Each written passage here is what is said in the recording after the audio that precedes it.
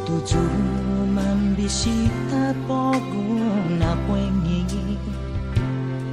Anay mandok da jugi peta Sinanomu umopi Ufay sinsi Nanomu neni Kosinya hinados Umali Loiletnya Ay lagi gua Sono ipinatomu Umono ako Ubutan no trugu Agasagwi di manangang gagwinigi Put favor mong pinitigi Usangoni sinanomu kuihing na poengi Si Zeus maosi sainahu estagu comprendi Isogu sa atraso ifinato kumogi Galu zabay busun imbinaholang jadris tigi ileknya Ay lagi atraso ko ipinatomu Umano wigi ako gugutan no trugu Hagasagwi di manangang gagwinigi Put favor mong pinitigi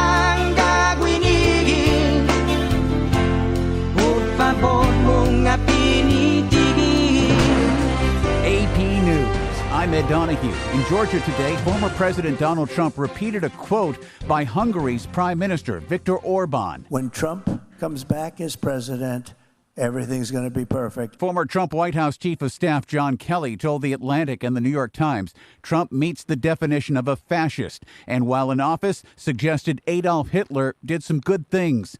Vice President Kamala Harris says this shows who Donald Trump really is. It is deeply troubling and incredibly dangerous that Donald Trump would invoke Adolf Hitler, the man who is responsible for the deaths of 6 million Jews and hundreds of thousands of Americans. More than 97,000 people in Wisconsin cast absentee ballots in person yesterday on the first day they could do it, leading to long waits at some polling sites that were made worse today by an overwhelmed computer system that clerks use to process ballots. A new report from Microsoft says efforts by Russia, Iran, and China to sway U.S. voters next month may escalate. Defense Secretary Lloyd Austin says if North Korean soldiers go to Ukraine, it would be a very serious issue. There is evidence that there are DPRK troops in Russia. At the White House, National Security spokesman John Kirby says 3,000 North Korean troops are in Russia undergoing training. We do not yet know whether these soldiers will enter into combat alongside the Russian military, but this is certainly a highly concerning probability. Kirby says if North Korean troops go into Ukraine, it would show how desperate Russia is to keep up the fight. Suspected Kurdish militants set off explosives and opened fire at Turkey's state-run aerospace and defense company. 5 people were killed. The Dow finished down 409 points. This is AP News. An award for the Grateful Dead. The Grateful Dead have been named MusiCares Persons of the Year for their contributions to music and philanthropy. MusiCares was founded by the Recording Academy to help members of the music community in need. Grateful Dead surviving members Mickey Hart, Bill Kreutzmann, Phil Lesh, and Bob Weir say in a joint statement, the honor is a testament to the legacy of the music, which has always been bigger than them. The Grateful Dead will be honored at a gala in Los Angeles on January 31st. 2 nights before the Grammy Awards and 7 weeks after they're honored at the Kennedy Center Honors in Washington. I'm Margie Zaraletta. Lana Del Rey and Alligator Swamp tour guide Jeremy Dufresne did get married in Louisiana last month. After a few weeks of speculation about the status of their relationship, Del Rey and Dufresne's marriage license was signed and returned to the clerk's office where it was filed. I'm Ed Donahue, AP News. Good morning, Marianas. So many things we gotta discuss. Happy day, Tirawami and greetings to Rhoda, Guam, Saipan, and Tinian. For all your island news from a beautiful place with Pacific views. It's always so much fun on Good Morning, Marianas.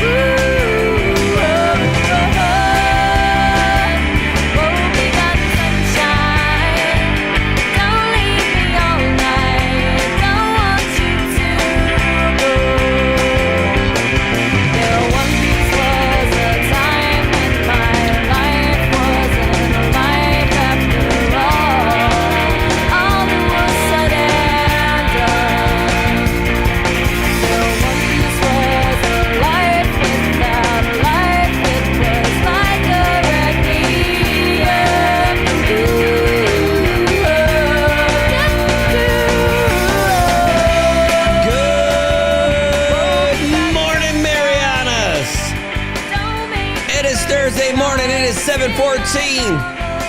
And look outside, it's so crispy and clean. It's gonna be a great day out here. It's gonna be a little wet. It's gonna be a little wet. Let's be honest. It's gonna be a little wet. We're gonna be fine though, because that's how we like our Thursdays. That's right. If you're not sick in bed, maybe you're out there helping to repopulate the islands after everybody heads out to the mainland for their bigger and better opportunities, their green grass over there. Hey, we got plenty of green grass over here. In fact, it's a big topic of conversation here in the Marianas about what to do with all that grass. Why are we smoking it? No, I know. Hey, it's 82 degrees out here in Saipan, and today is the end of the flood watch. That's right, we are flood watch free in the CNMI, but it doesn't mean that we don't have a hazardous weather condition about. We'll tell you all about that here in just a second. 82% humidity outside right now at the airport, and we are looking at scattered showers with partly sunny skies and a high near 86 today. Wind's going to be picking up a little bit out of the northeast, 15 to 17 miles per hour, and 30% chance of rain, so pretty much it's going to rain somewhere, somehow today.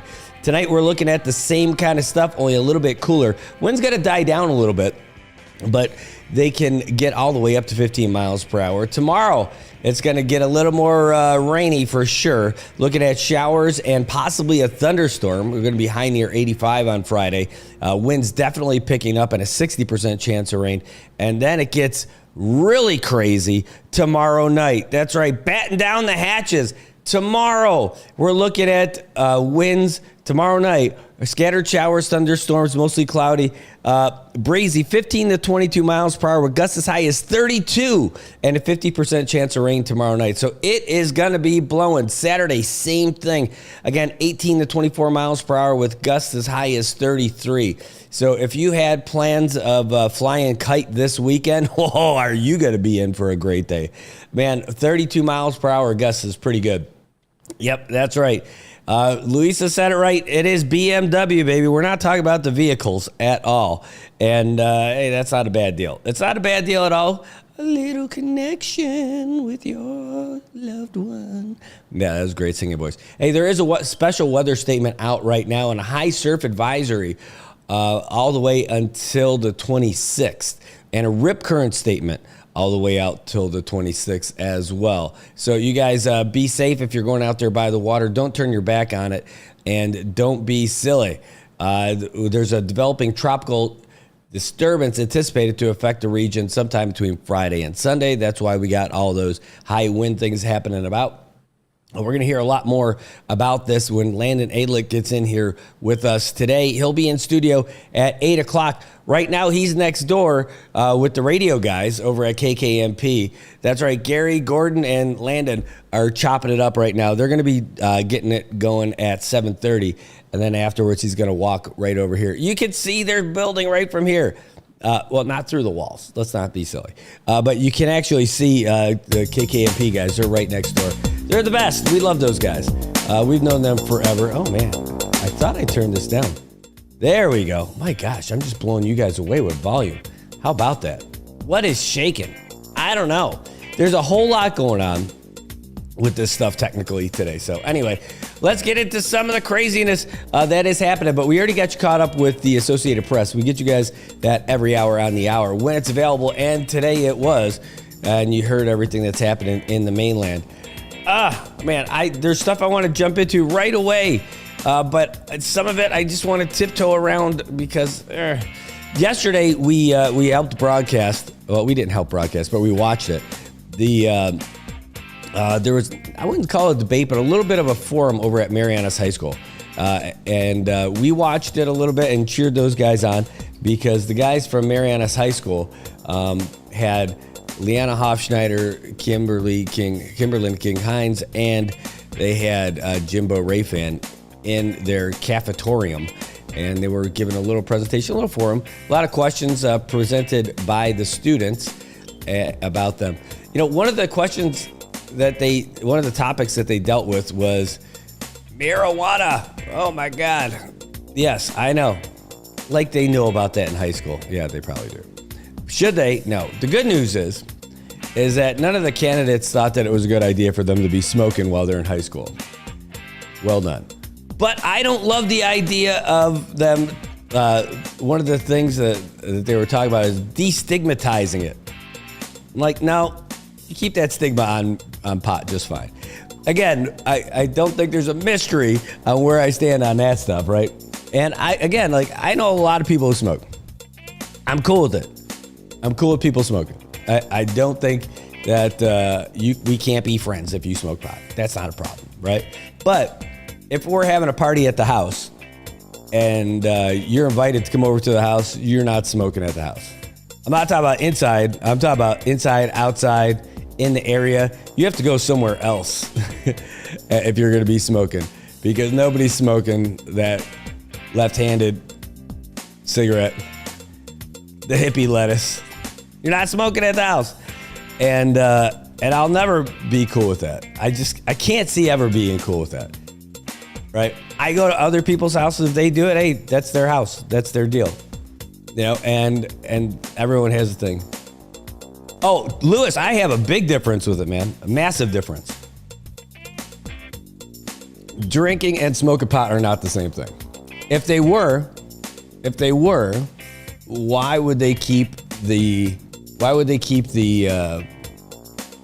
testing in place for police officers and first responders?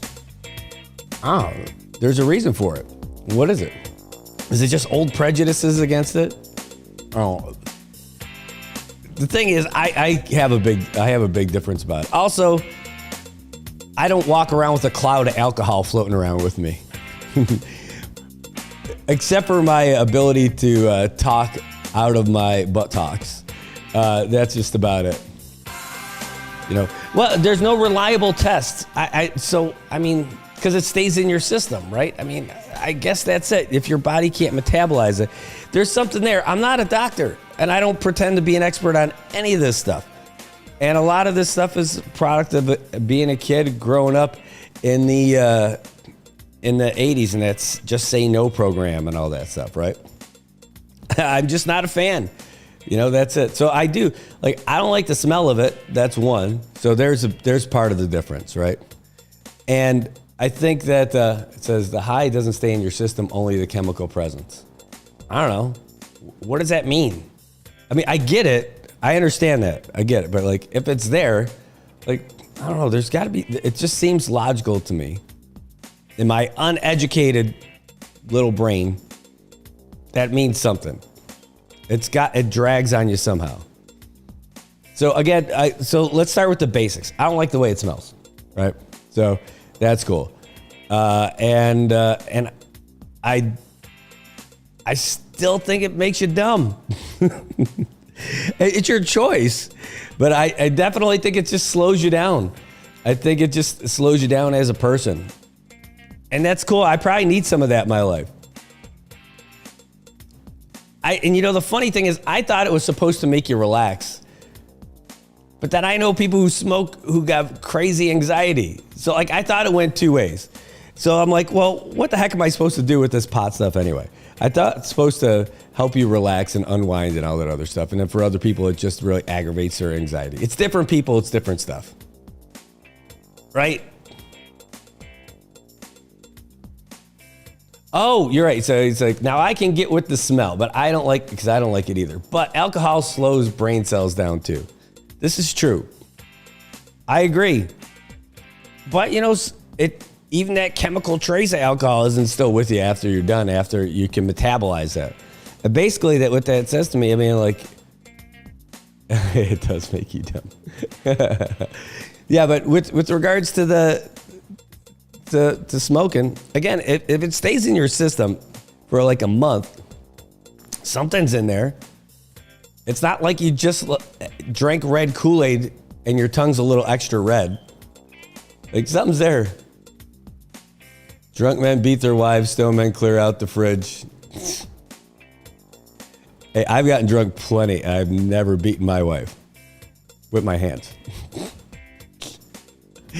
No, you know what I mean. I'm kidding. All right, so, but yeah, I'm same with both of them, man. It's true. I've never seen somebody who's all potted out on some kind of a rampage. It's true. I know it affects people differently. It absolutely affects people differently. It depends. Yep. But again, I just don't want to popularize it, or it's not easy. It's not easy. It's not an easy topic for me as a parent, for sure. I mean, it's pretty cut and dry, but for me, I tell my kids, no, it's just it's loser potion. That's what's gonna happen. You start smoking that stuff. I have told them, probably when you get older, you're gonna try it at some point or whatever, but don't try it until you're done with high school. Because right now your brain's still forming, it's still sharp. Don't dull it before you have to. Maybe people do it in college, and I know you're going to meet people who go to high school who are smoking in high school, but not in the high school they're probably going to. You're not a loser, you're a looser. See, that's what happened, Lewis. You started smoking and you added an extra O. In that context. Hey, I'm teasing, man. No, but that's what I'm telling my kids. Look, you're going to try that stuff probably. I mean, I tried it. So it's cool that I tried it, but I didn't try it till I was 20s, right? And it just wasn't for me. And I tried it a couple times since. And again, it just wasn't for me. And this is somebody yeah, I'm not a pro it at all. I'm not in favor of smoking it, but I'm open enough to at least trying it. And I tried it and it just wasn't for me, right? I know. So it just wasn't for me. I didn't really experience anything except for that first time when I was in college. Oh no, I smoked the first time when I just got out of the Army. And it was in the barracks with my Army buddies. And I'm like, dude, you guys are crazy. They're like, no, it's fine. Nobody's here this weekend. I'm like, dude, you guys are nuts. But I can't get in trouble because I'm not in anymore. And all I remember is eating a lot of peanut butter afterwards, right? And then again, when I was in college, I remember being at a party. It was like a little one-hitter thing. And I was drinking too. So apparently those two don't mix all that great. And I was talking to these two girls in the kitchen, which is where the parties eventually always go, right? And I could just feel that tingling coming over my face. And they were still talking. I'm like, yeah, I'm sure whatever you're saying is really interesting, but like, I'm not really interested in it anymore. And I just walked away.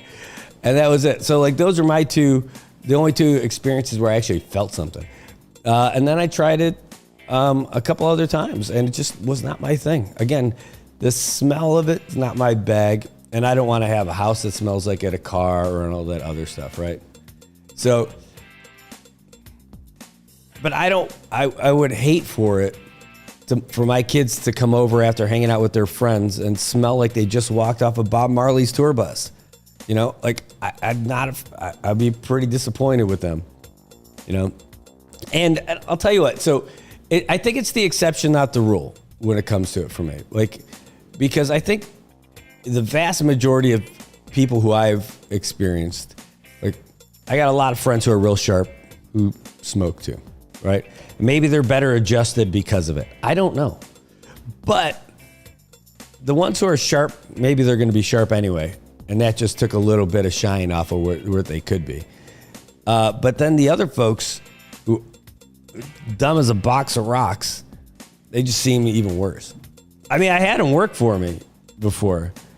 And I'll tell you, the people who I want to preface this to be fair to my friends who smoke. And I got, again, some rock solid friends who do anything for me and I do anything for them. And they smoke. But I've found them to be the exception, not the rule. Really, I mean, like literally, the people that I know that have smoked have been some of the least reliable folks professionally, like for the job stuff. Not the people not some of the sharp folks that I know, but the other folks, man, just not reliable. It says the stigma survives when we negatively label those that use it. The same would be said for people that drink or overindulge with alcohol. Just my 2 cents. Oh yeah. Well, I mean, it's not like nobody picks on people who drink too much. We don't use those terms as much anymore, like rummy or lush. Yeah, but I think we do. At least I'm used to seeing those hollies with the blood vesseled out face, you know, that extra jolly nose that they've got. Hey man, drunks, lushes, all that stuff. Yeah, they exist, and pick on them too. You know, there's a negative stigma for all that stuff. But, Brad, why don't you just relax? Hang out with us at the beach, grab a uke and a towel, lay back and P. Diddy yourself. No. But like, dude, I would love to be easier about this. I'm just not. And I wish I wish I was easier with this. I thought it was going to be some magic thing that just makes you more chill with more things. Like maybe that's the one thing why I can't be as cool about different things. No, I can't. I just can't get past it. I can't get past it. And I don't want my kids around it. You know, like, again, like, I don't want my kids around it. Not at a public event, which nobody's allowed to go and smoke at public events anyway. But it's legal now. Yeah, but it's not. The way the law is, you can't just go smoke at the ballpark. You can't just go smoke at the fights. You can't just go smoke at the beach. You can't. That's not what the rule is. That's not what the law is anyway. So I'm not in a hurry for that to destigmatize it because I'm not down with it.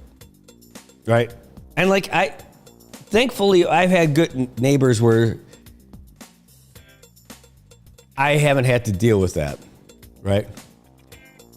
So like imagine your next door neighbor. They're having a party in the backyard and, like right next door to your next door neighbor. And they're smoking away in the backyard and all that stuff is just drifting your way. The way the law is written, you could call DPS and they will come over and tell them that they can't smoke outside, that they have to take it into the house. But then you're that guy, right? You're that neighbor. but it's totally within your rights to do it without being a jerk about it. But like, that's it. Like, I hate the idea that that would happen, because then you're subjecting your neighbors to that. To me, that's the same thing as like burning your trash right there, and you got that big. I mean, it's a little bit more in your face if you're burning trash, and it's just like that massive choke it out smoke. But see, it says, but drinking is socially acceptable, which generally means there was a broader acceptance for alcohol-related incidences. Yeah, but I don't think there's a direct tie that, like, alcohol doesn't just mean that you're going to get into that kind of stuff. Because, you know, one of the things that people who smoke pot, or I would say, let me change that. It's not a stereotype, but one of the things that I've heard advocates for the legalization of marijuana, they have said that it's not a gateway drug. And I think it is. Because it gets you one step closer to whatever's next. And hear me out on that. You say no, and you know, I'll respect your thought on it. But like, I think it is. It's the same way. Like, think of your friends group. You got your friends who maybe are the closest to like what you are or what you think and all that. But then, you know, they've got their own ideas about other things too, right? And we'll just put that on the outside of like how close you guys are. And then they've got a circle of friends, and they're kind of they've got their own little tolaza as well, right? So, but the people who I know who smoke have in their social circles, not in their immediate group, not like their besties or something like that, but they are a step closer in their social groups to other social groups that have people who do other stuff.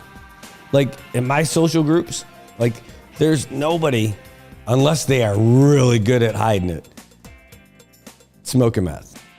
Nobody's smoking ice. Not in the family group, not here anyway. Right? Not in that friends group. But the people who smoke in one of their fringe elements has somebody who's getting in trouble somewhere for something like that. And it just takes you one step closer. And I think that invites that kind of element closer to you guys. That's why I'm just not cool with it. And so like the drinking thing, yeah, man, I'll tell you what. After soccer, we are not hydrating with just water. Some people would say that Busch Light we're drinking is water. I get it. But yeah. And for me, it's a manageable thing. What is it? The devil you know, right? It's got like that low alcohol percentage, and it's got the low alcohol percentage, and you know that your body can metabolize 2 of those per hour, right? So that's easy. Smoking, well, people who smoke know themselves a little better. I don't know what the shelf life is with regards to affecting you when you're smoking. It's per person, right? It's all different.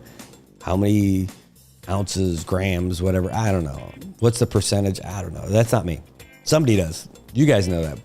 But I think it's a per person thing that you got to figure out as you go along. You know, I've got years of being able to do that with beers. I have kind of an idea of where you're good. And you know, if you're, that was a little bit too much. All right, you take the foot off the gas, maybe drink some water, start to bounce back a little bit. But with that one, I don't. So I guess that's it. I mean, I think it's that gateway. It's not just the gateway into maybe you're going to try it, but it's a gateway into other circles that take you a step closer to folks to get you in other places. And, you know, hey, you know, best laid plans, right? You never know what's going to happen. But I try and keep myself one step away from that element, you know? Like I've got some friends who are super successful here, right? Super successful in really great positions. And they've made great lives for themselves and doing great. And they smoke. And their friends smoke too. And this is not an indictment on them at all. But in their circle are people who've been recently arrested. You know, not like their best friends, but the people who were in their sphere, you know. People who are maybe one step away from people that they hang out with a lot. And that sucks. You You know, so I try to keep my fams away from all that stuff. Yeah, so it says, didn't you just say there are folks in your circle that smoke? Are they drinking buddies? If so, they're in your circle as well. That's so now, again, good point, right? But they don't smoke when we're around. Like that after soccer stuff, there's nobody lighting up in that thing. And one of the reasons, maybe because puffing on a heater isn't really the fun thing to do after a soccer game. Number two, though, there's all the kids running around. Why? Why is that a thing with the kids? It just is. Just is. Well, I mean, plus we got a bunch of Fed guys there too. You're not going to be. It's not decriminalized in the U.S., even though they don't go after it here, because the the U.S. attorney in Guam is going to pursue any charges if the DEA goes and gets somebody on like pot, right? But you know, the guys who you're hanging around with, if they work for the FBI or the DEA or they're in like other federal positions, yeah, it's still your circle. Oh no, that's cool. That's what I'm saying. But in their circle, in their extended circle, right? That's what I'm saying. Like the difference is my circle ends with them. It doesn't go past them, right? That's where I'm getting at, Lewis. It's that my circle would end with them. I wouldn't invite their fringe, you know, the people on their fringes. Like those guys are on my fringe, even though I like them and everything like that. But like that's as far as I go. Like that's as far as that line goes for me, right? I'm not inviting their pals, but it goes for other stuff too, and they won't all be popular opinions, probably just like this one, right? And keep in mind, this is not telling anybody this is how you have to live your life. In my own way of growing up and all that other stuff, this is just what I settled on.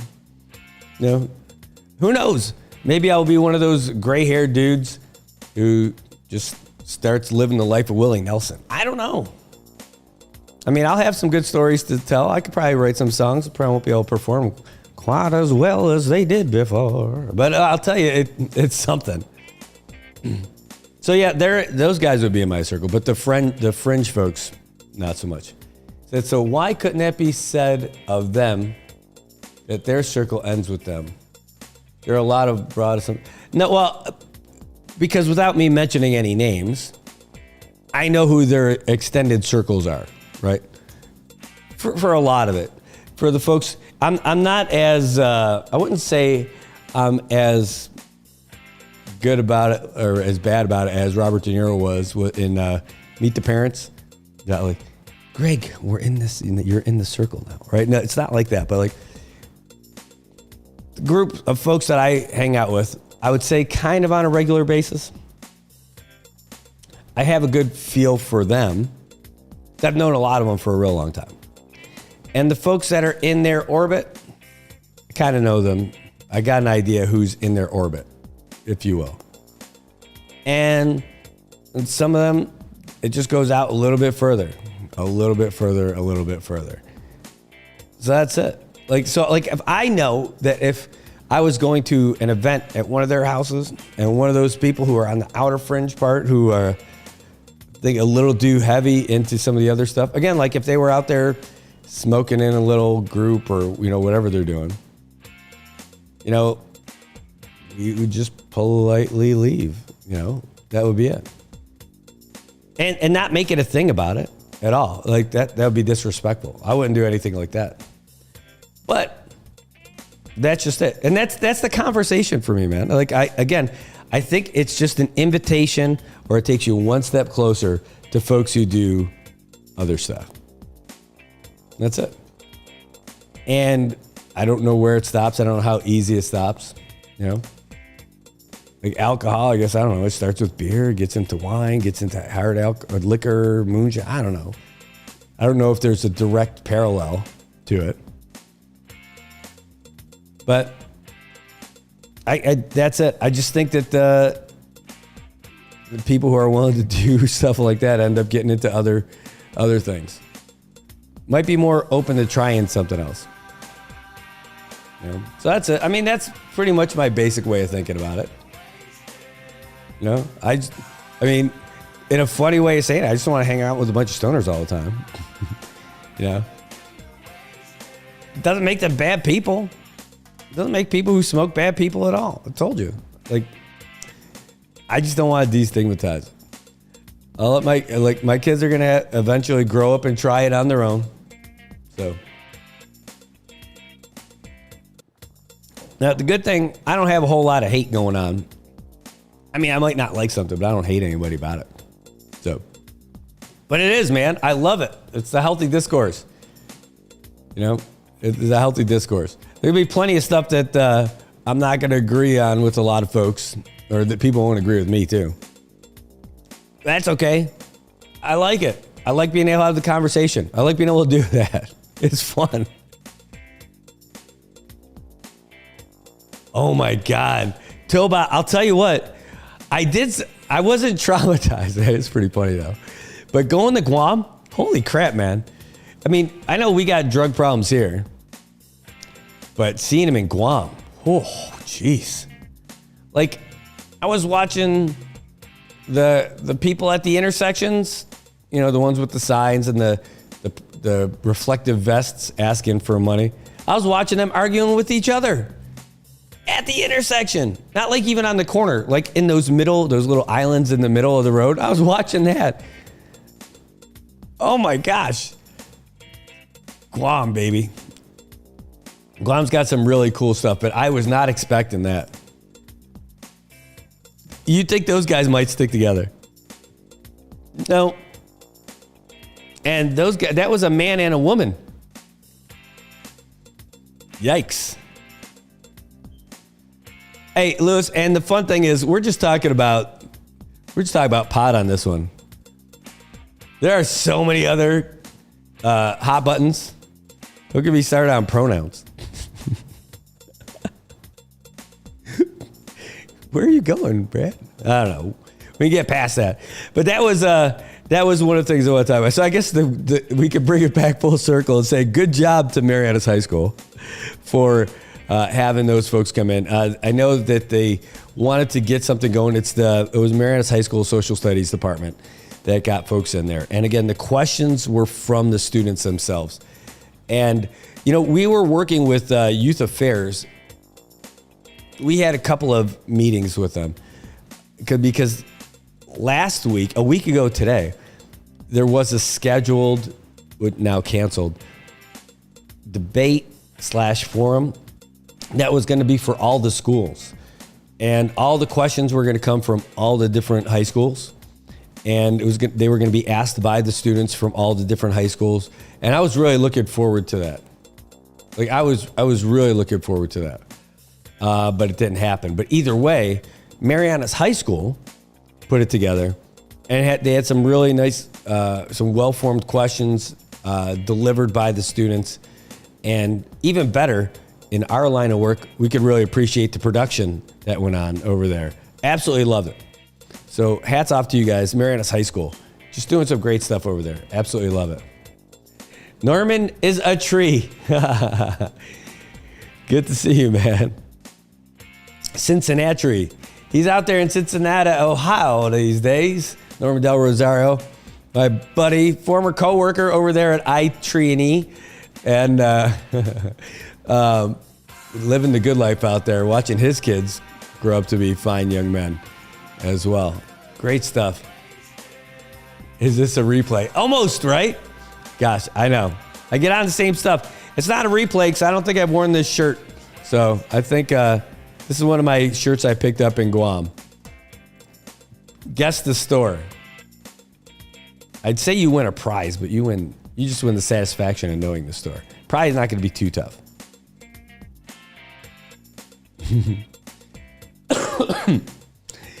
If we want to dabble a little bit back into that first topic.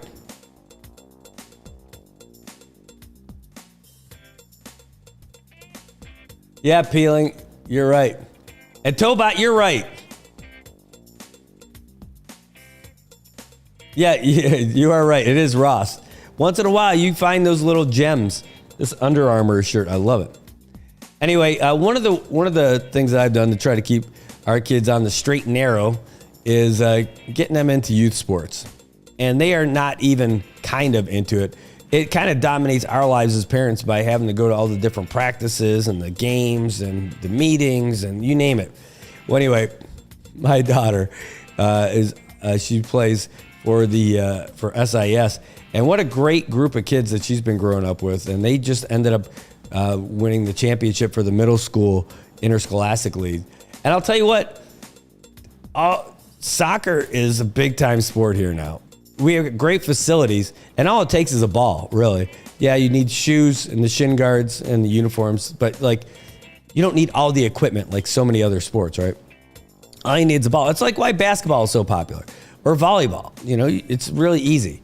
Well, anyway, they ended up winning, and trying to keep them involved in all those things is an important thing, whether it's the cross country, the track and field, soccer, even baseball, you know, you name it. Trying to get them into all those different sports to keep them going, because they know that they got to, if they want to do well, that they've got to, you know, eat the right things and train. So they don't have time to hang out with people who aren't doing all that kind of stuff. I know there's still people who end up doing bad stuff in there too, but that's one of our things. Yep. All right, we're gonna move on though. We're not just gonna be talking about all that stuff. But we can't. Let's see. We got 12 minutes before we got Landon coming in. He'll probably pop in here a little bit early. So let's see. Where do we want to hit first? Well, here's something that we could do pretty quick and easy for sure. You know, we talked about it. It was the Legislative Bureau. Their funding looked like it was zeroed out, and we had a pretty good idea. I remember in our reporters group that we have, the Society for Professional Journalists, you know, we were talking about that. They're like, oh no, we're not going to be able to get the live feed and all that other stuff. I felt like that was just Perry trying to get the media on their side, right? While he's done a pretty good job of trying to make it more difficult for folks to get access to the Senate, he's trying to use the media to say, hey, we need more money. Well, anyway, I told him, like, it's going to take like 2 or 3 days, and they're going to get their money. That's it. And it looks like they are. So the Legislative Bureau is going to be getting their funds because Snile's going to end up using some of those poker funds to get them, where it was supposed to be for the, for education and everything like that. But they were supposed to use their ARPA funds, but apparently there's no ARPA funds left that were assigned to them. And they're not the only ones too, right?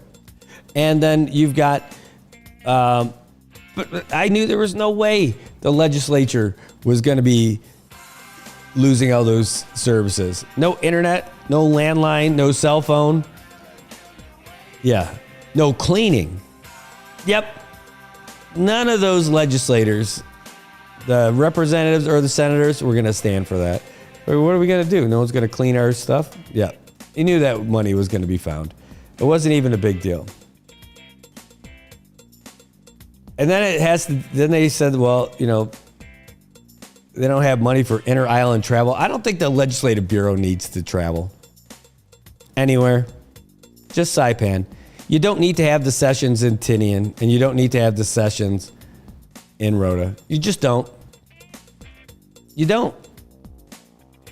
And that's not saying that I don't care about Tinian and Rhoda. I do. I love them. But you don't need to have the sessions there. Ever. You just don't need to have them there.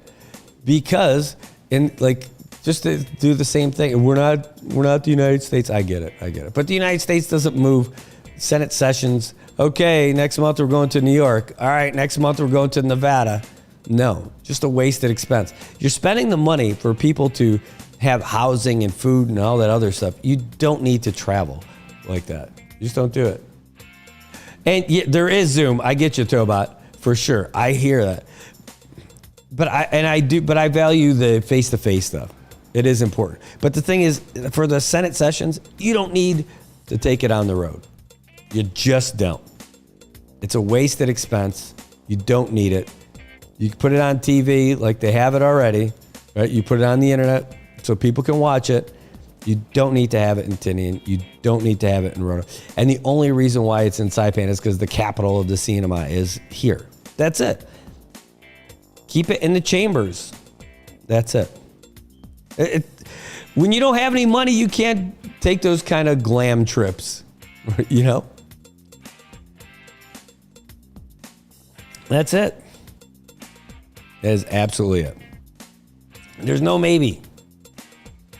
Oh, man, that's right. The women's softball league that's happening. Town Gay Field on Saturdays. I don't know if you guys are going to be playing this Saturday, Louisa. Not judging by that weather report that we got. That weather report says it's going to be pretty nasty on Saturday. It said 50% chance of showers, mostly cloudy, high near 86. Sounds nice, right? But 18 to 24 mile per hour winds with gusts as high as 33 miles per hour. You guys might be hitting a lot of home runs, though, if you are playing. Who knows? Catch a little breeze, and you're rolling.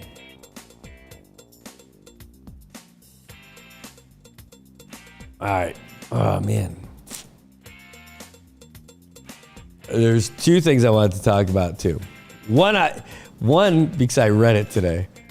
I just don't know if I want to dip into that one. It's a little controversial. Not like anything else isn't, right? But then this one, we could talk about a lot longer, but I think this will carry us into the break anyhow.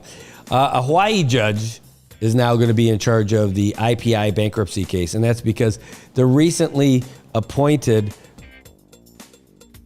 member of the Casino Commission is the brother-in-law of Chief Judge Ramona Maglonia.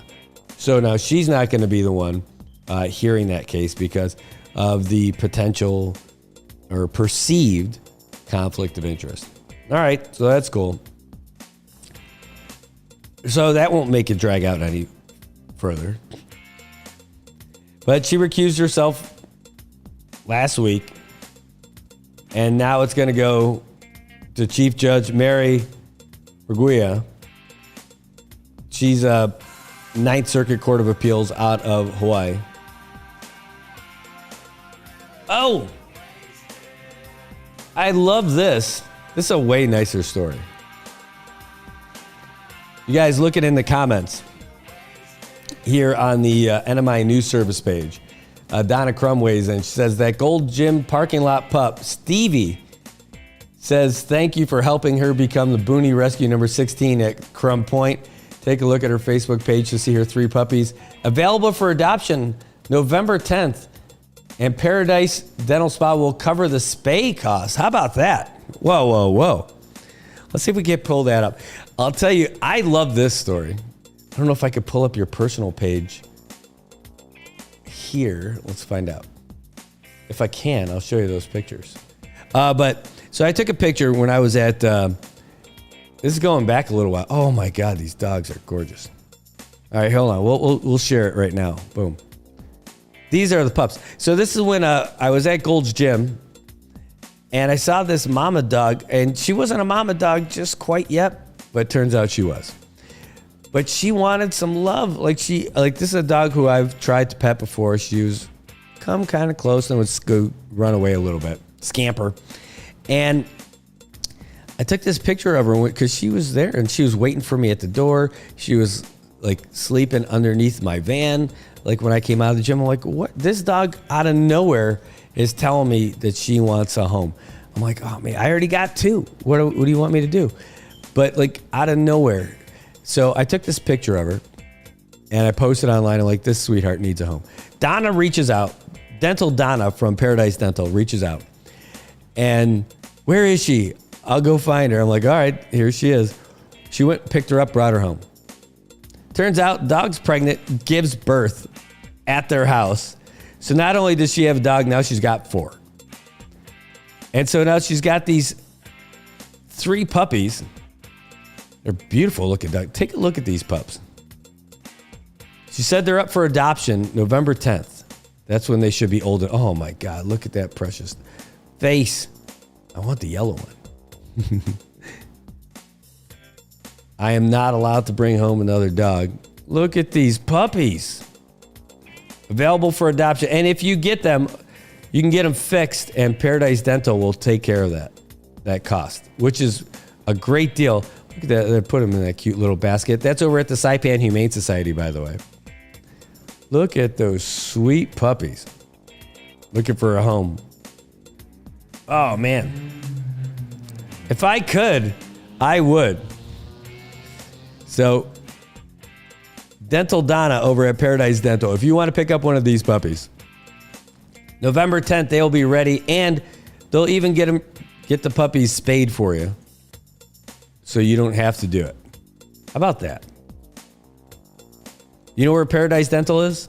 They're located on Middle Road. It's that orange building in Gualo, Ryan, with the big sign that says Paradise Dental Spa.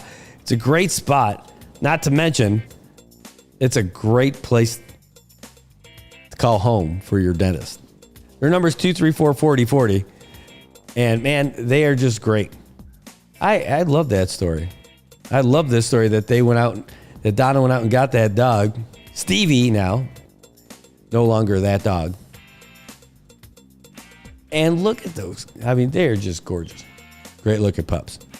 All right, well, I'll tell you what, we're going to take a break at that level and get ready because we're going to have our guests coming in here in just a little bit, talk about weather. We got Landon Adlet coming in from the National Weather Service. He's here in Saipan. They're putting on a little class over at Homeland Security Emergency Management today for all the media folks with regards to reporting on the weather and great practices. And it's a big networking event for everybody as well. What else do we have? Then today, in a couple of hours from now, we'll be at the airport because CPA is going to be having their regular meeting. And this is the first big meeting, I think, with Ray Tebeteb as the chair. And what it reminds me of CUC's, like when they flipped over the board over at CUC about 10 years ago, where he just assigned all these people to all these different committees, and they are just moving. So we'll see what it's like. We'll see if it's a little crazy down there or not. Anyway, we're going to take a quick break. And speaking of Paradise Dental, if you're not already at Paradise Dental, you should really look into it. They've got a couple of different plans that are going, and it's probably the best price you're ever going to pay when it comes to getting a dental plan. And by the way, you're creeping toward the end of the year. You don't want your benefits to go to waste. If you haven't used them up already, you're spending $1,000 to $1,500 every year just to have your dental coverage. With other folks, your benefits go away when the new year resets.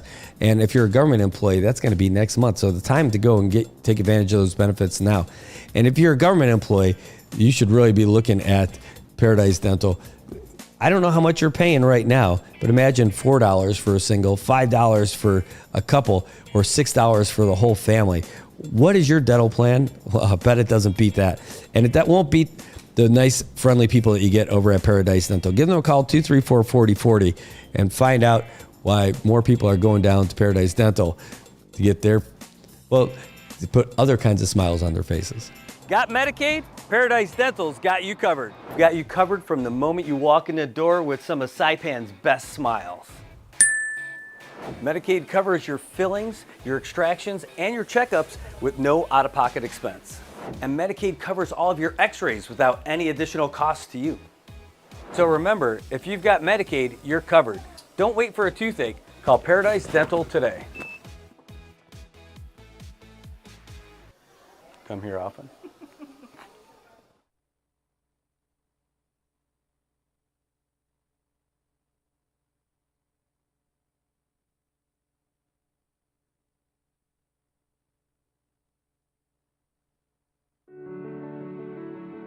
If you're a person with a disability in the CNMI, you have certain rights that protect your ability to vote. This video contains some information about your rights and some resources available to you in protecting those rights. What are some of your voting rights as a person with a disability?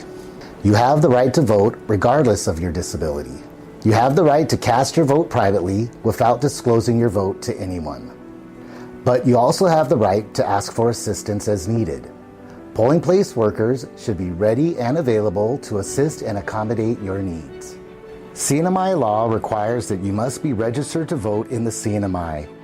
You can vote if you are a citizen or national of the United States, at least 18 years of age on the date of the election, domiciled in the CNMI, a resident of the CNMI, and have resided in the Commonwealth for 120 days, are not serving a sentence for a felony, have not been declared by the court of unsound mind, and have registered to vote at least 60 days before the election.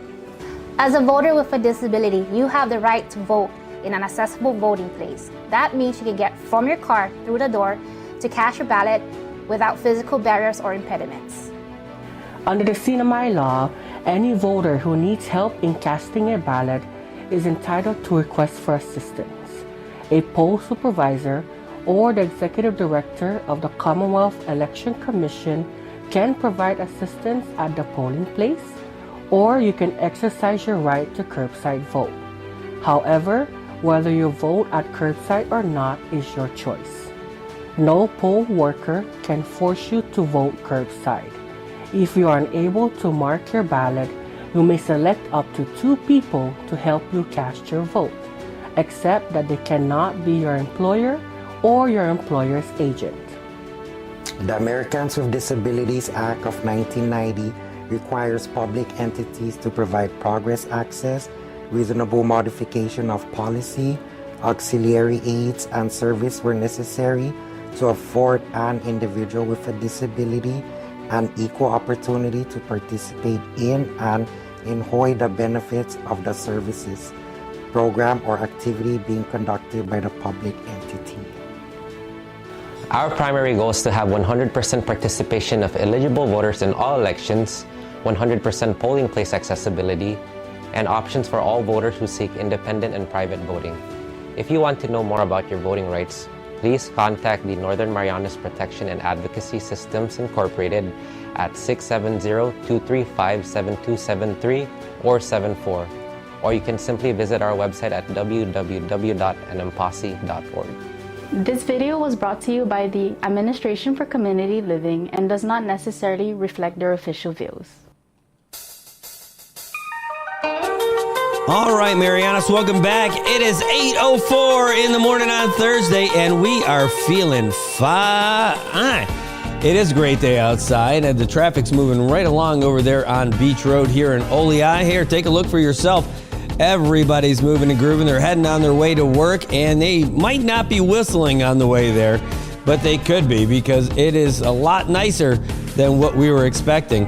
Today we got scattered showers on tap with partly sunny skies, a high near 86, and the winds out of the northeast at 15 to 17 miles per hour. 30% chance of rain today. But remember, folks, if you're going out there on the water, there's a high surf advisory. So be careful out there. Also a rip current statement out there, mostly for those east-facing exposures. So be careful while you're out and about. Hey, we've got good things coming our way, and the first thing that's on the way is our update from the Associated Press. It's the 8 o'clock update. Brought to you by awesome people. AP News, I'm Ben Thomas. Campaigning in Georgia, Donald Trump tells supporters, The way you win is to swamp them. If we swamp them, they can't cheat. It just doesn't work out. But if you can't make it, you need to make a plan, register, and vote any way possible. We got to get your vote. Sagar Magani reports there's another warning from someone who served at the center of the Trump White House. In interviews published this week, ex-Trump Chief of Staff John Kelly, a retired four-star general, says Trump praised Adolf Hitler and wanted generals like Hitler had. He wants a military who will be loyal to him personally. Harris says Trump's comments are shocking and unacceptable. This is a window into who Donald Trump really is, from the people who know him best. And in 13 days, America cannot give him a second term. Those who once tried to stop him from pursuing his worst impulses would no longer be there. Trump's campaign denies Kelly's accounts, saying he simply made them up. Sagar Magani at the White House. A new threat intelligence report from Microsoft says foreign adversaries are showing determination to influence the election, and there are signs their activity will intensify as Election Day nears. It notes Russian operatives are making more fake videos to smear the Harris campaign, while Chinese-linked social media is maligning down-ballot candidates critical of China. Defense Secretary Lloyd Austin's confirming North Korean troops have deployed to Russia, some 3,000. Middle East, Israeli jets struck multiple buildings in Lebanon's southern coastal city of Tyre. No reports of casualties. The Israeli military had issued evacuation warnings. Meantime, Hezbollah rocket barrages set off air raid sirens in Tel Aviv before being intercepted, while the militant groups confirmed the death of Hashem Safiuddin, who was expected to become its next leader. This is AP News. Sales of existing homes slowed last month to the weakest annual pace in nearly 14 years, despite easing mortgage rates and more properties on the market. Boeing's reported a $6 billion quarterly loss, while Tesla's profit jumped 17% on rising sales. And Seth Sutel has the AP Markets report. Stocks fell on Wall Street again as the market pulled further below the record highs it set last week. The S&P 500 sank 0.9%, the third loss in a row for the benchmark index, the first time that's happened since early September. The Dow Jones Industrial Average fell 409 points. That's about 1%. Losses for several big tech stocks weighed on the market, including Nvidia and Apple. That helped pull the Nasdaq Composite down 1.6%. The stock market has been feeling pressure this week from rising treasury yields. Higher yields in the bond market make borrowing money more expensive across the economy. That works by pushing rates higher on mortgages and other kinds of loans. Seth Sutel, New York. And I'm Ben Thomas, AP News. Thanks for listening. All right, we're back at it, NMI. It is 8:08. That's right, it's Hawaii time out here on Thursday, and that was your wrap-up from the Associated Press. Of all the presses, they impress us the most. The Associated Press. I know that's ridiculous. Hey, traffic's looking good out there right now, rolling through Oleai. Everybody's moving and shaking, finding their way through the cones. The cones of destiny, the cones of Dunshire.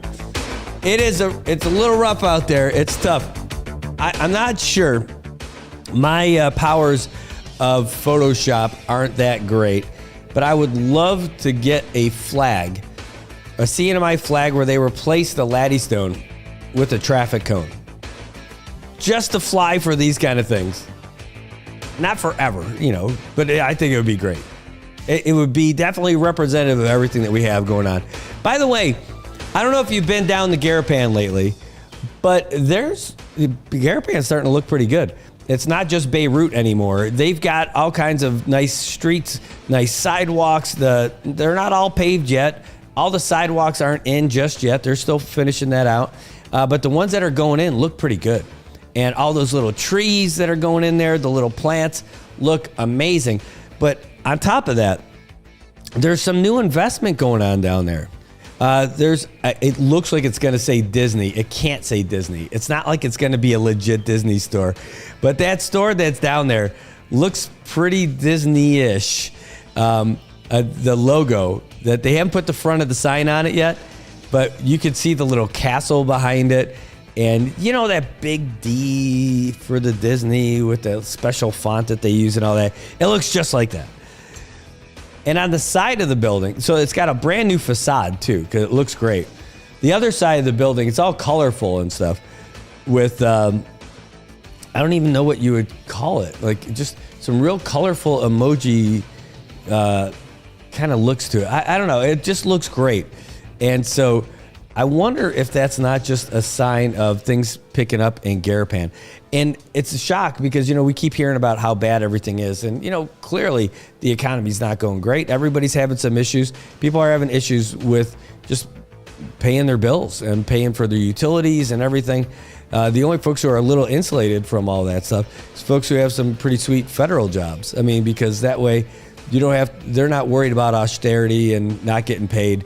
It's just everybody else in Saipan, right? Even the folks you see it in the online stuff about the folks getting tagged for late fees because their LEHEP payments haven't come in yet, right? So it's tough, but I can tell you that Garapan, at least, is starting to shape up a little bit. And there's a lot more that needs to be done down there because there's some terrible looking properties down there too. I'll tell you, like that little drinky girl shack across from Crown, the place that's been there since the Japanese days. If those walls could talk, I'm sure they would say arigato. But that thing just needs to be bulldozed. Knock all that stuff down. That dilapidated wax museum failure of a business venture. Just knock it down.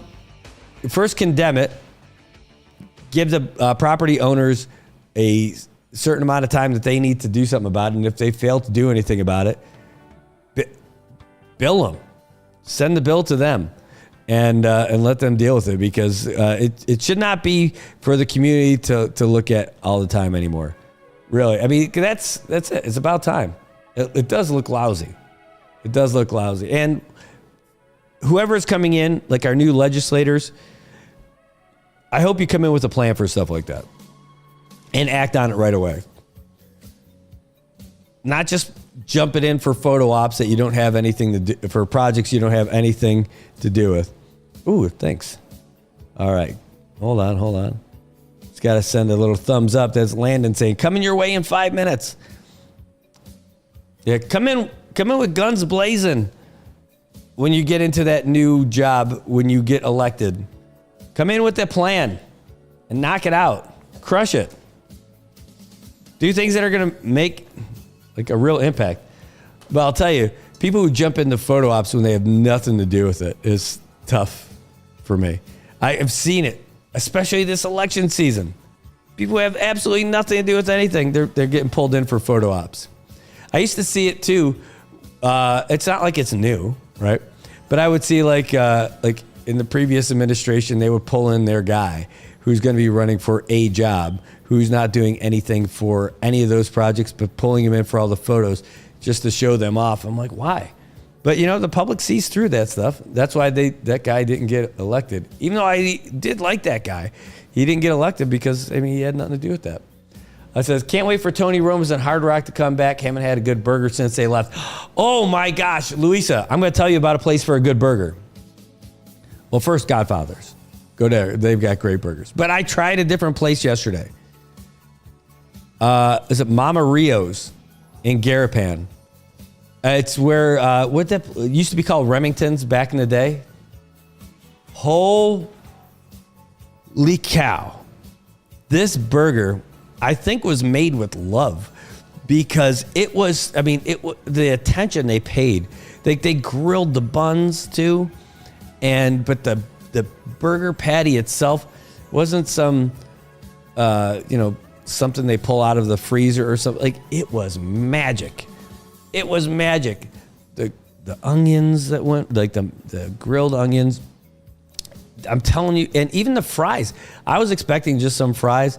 No, it's like some kind of like lightly dusted cheese fries. Oh man, it was $9 for the burger and for the fries and for the. I just drank water while I was there. Go check it out. Go try it. That was a damn good burger. I'm telling you, it was a really good burger. Parking wasn't an issue either. There was plenty of parking. Yeah, it was good. Tobot, you didn't see it on the menu, man. I saw it from the street. It was like Jerry Maguire. They had me at hello. I'm like, all right. Also, Rio's great. She is awesome. Known her for many years. I just didn't know that was her place. And went in there, and I was not disappointed. It's a burger worth trying. Oh, I'm telling you, it was the juiciest burger again, and the crispiest bun too. Oh man, it was a win. It was a win. And I use a lot of ketchup with my fries and all that stuff. But I was wondering why it came out with this little bowl of ketchup and a whole bottle of mustard. Turns out mustard was like the perfect thing for that one. Oh my gosh, it was like the perfect combination. Just that little bit of tang with that. It was good. Man, I would say that we should go all grab lunch together today, but today's going to be kind of a crazy day. We'd have to do an early lunch, because here's what we got going on today. We got the CPA meeting at 10 o'clock that we're going to head off to. And then there's we're going to head to the Emergency Operations Center with National Weather Service at 1:30. But bonus, at 1 o'clock today. Now, we're not allowed to go live for this, but we're going to be at the federal courthouse today at 1 o'clock. We're going to be there a little bit beforehand. And that's where the 902 talks are taking place.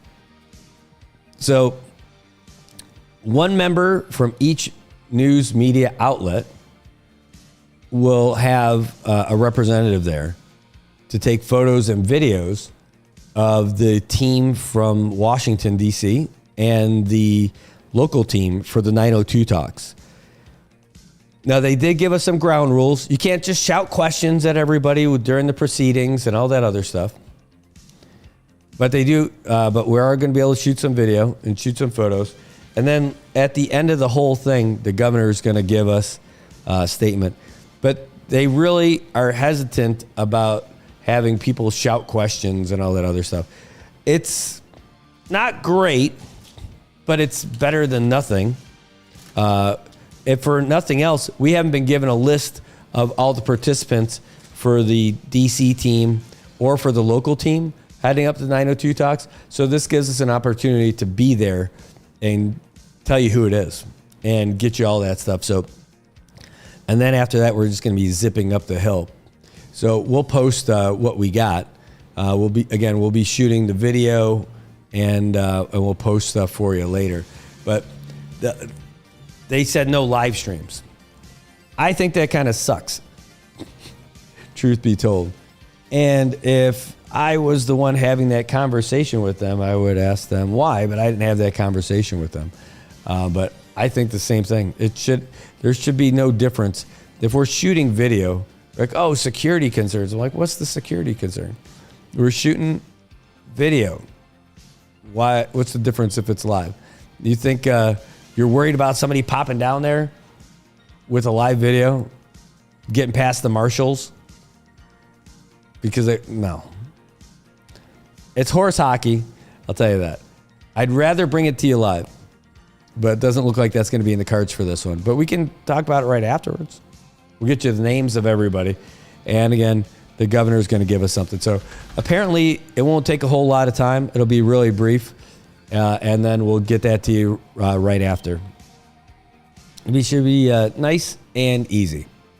All right. Okay. So that's going on this afternoon. That'll be happening at 1 o'clock. We'll probably give you a little heads up before it happens. We'll go live just to let you know that you can expect it. Well, we might. I don't know if we really need it. Don't need to interrupt your day for something that's not important. But that part I think is going to be important. It's going to be good to get those photos, get those videos. And Landon said he's walking over, so I'm stretching. I'm stretching right now to get it going. And in fact, well, I'll tell you what I can do. I could probably, because I got to get him set up over here too. Get him set up with, you know what? Here's something I could show you. Here, let's do this.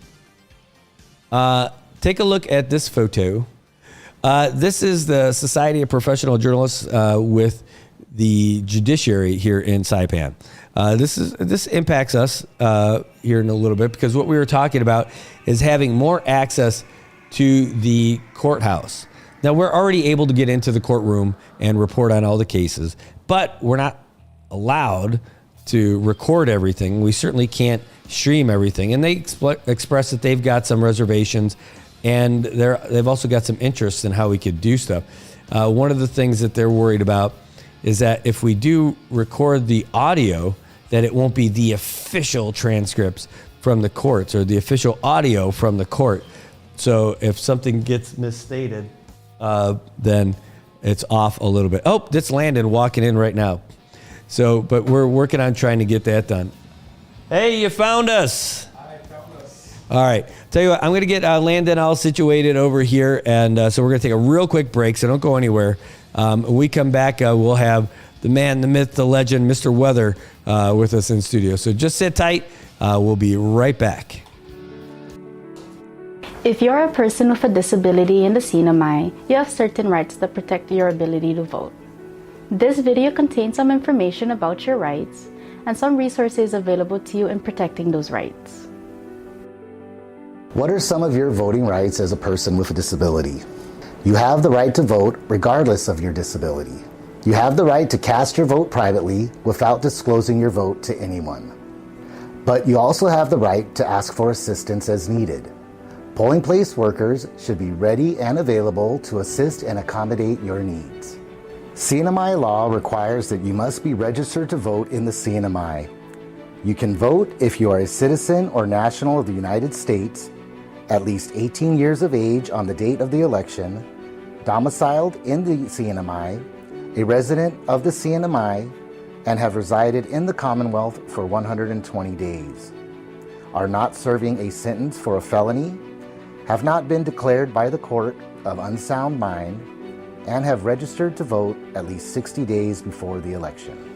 As a voter with a disability, you have the right to vote in an accessible voting place. That means you can get from your car through the door to cast your ballot without physical barriers or impediments. Under the CNMI law, any voter who needs help in casting a ballot is entitled to request for assistance. A poll supervisor or the executive director of the Commonwealth Election Commission can provide assistance at the polling place, or you can exercise your right to curbside vote. However, whether you vote at curbside or not is your choice. No poll worker can force you to vote curbside. If you are unable to mark your ballot, you may select up to 2 people to help you cast your vote, except that they cannot be your employer or your employer's agent. The Americans with Disabilities Act of 1990 requires public entities to provide progress access, reasonable modification of policy, auxiliary aids and service where necessary to afford an individual with a disability an equal opportunity to participate in and enjoy the benefits of the services, program, or activity being conducted by the public entity. Our primary goal is to have 100% participation of eligible voters in all elections, 100% polling place accessibility, and options for all voters who seek independent and private voting. If you want to know more about your voting rights, please contact the Northern Marianas Protection and Advocacy Systems Incorporated at 670-235-7273 or 74, or you can simply visit our website at www.nmposse.org. This video was brought to you by the Administration for Community Living and does not necessarily reflect their official views.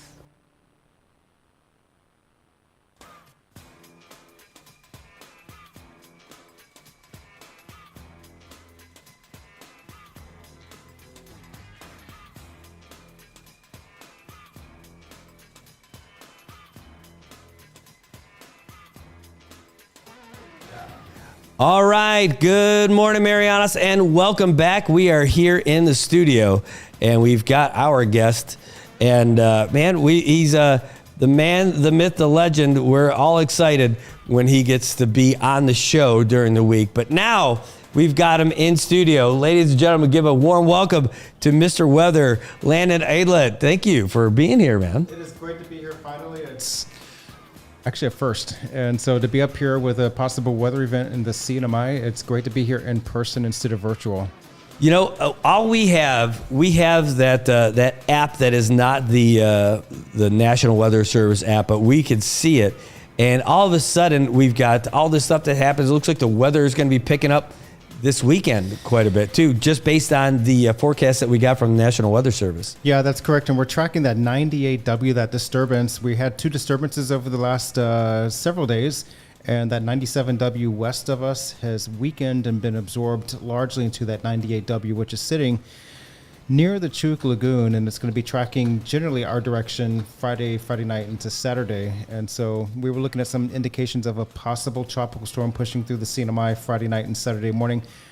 That doesn't look too likely at this point, so that is the good news, but we will be feeling showers, locally heavy rainfall, and strong gusty winds Friday, mainly midday through Friday through midday Saturday. That's going to be the big story, but we're going to have to watch it closely because as long as it's anywhere upstream of us, we have to watch it very closely for any changes. Well, and man, I'll tell you what, looking at it, you know, I just saw like what the forecast picks up, and we go from, tonight it's like 15 to 17 miles per hour, nice little breeze, keeps it nice and cool. And then all of a sudden, Friday night, gusts as high as 32. Saturday, gusts as high as 33, and just out of nowhere.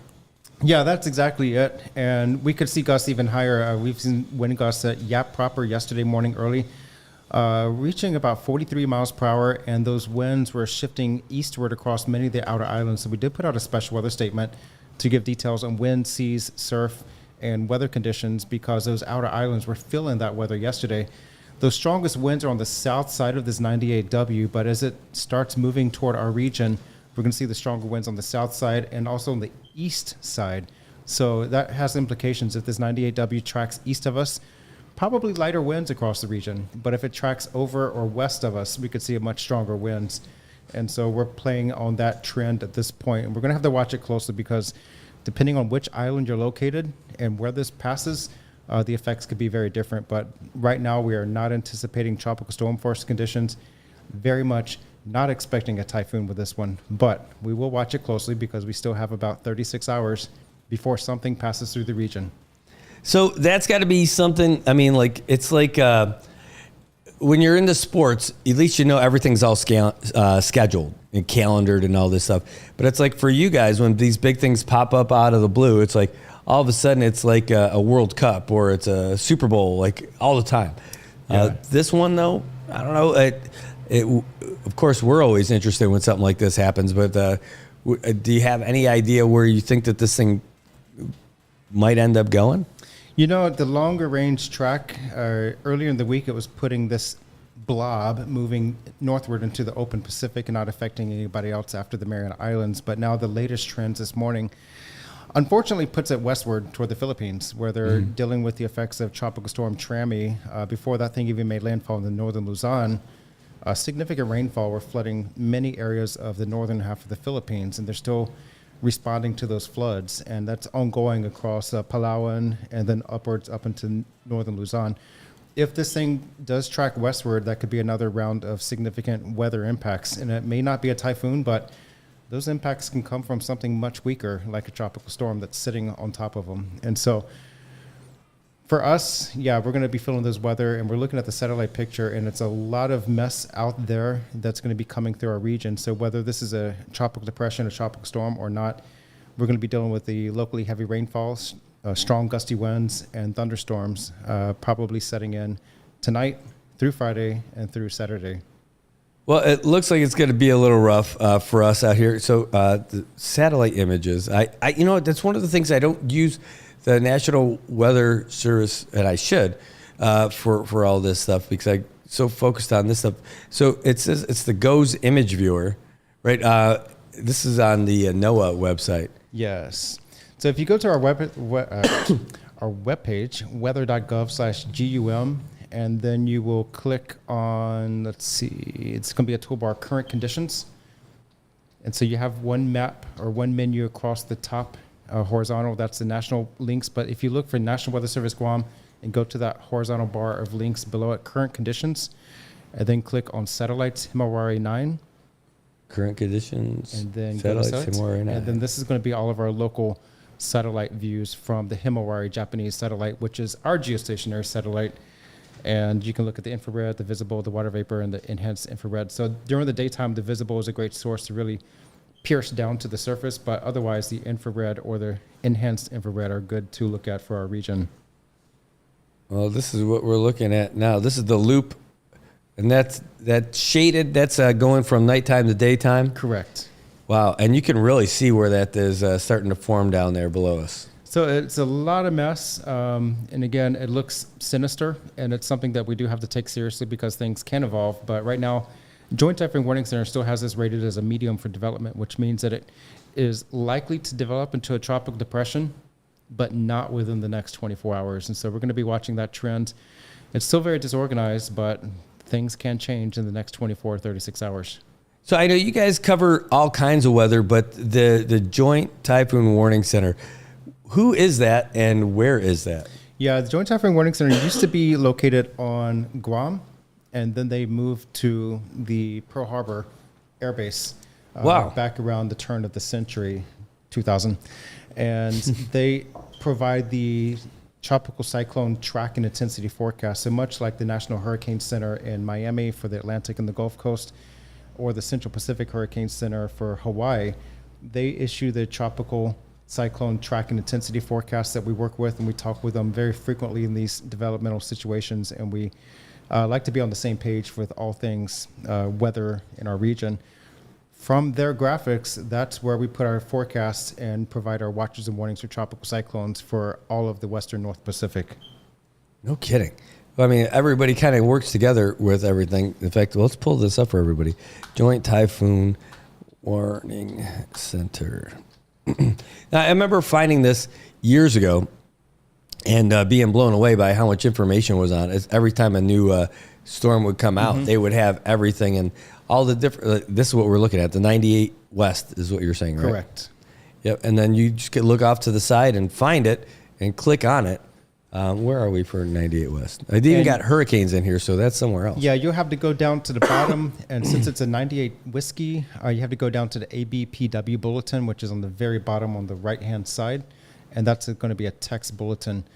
So as long as it's a low or medium invest area, which means it's under investigation for more resources and more assets to pull data and information on that developing disturbance, it'll be a text bulletin. But once it goes to a high for development or a tropical cyclone information alert, that's when they'll start putting out some graphics for that individual disturbance.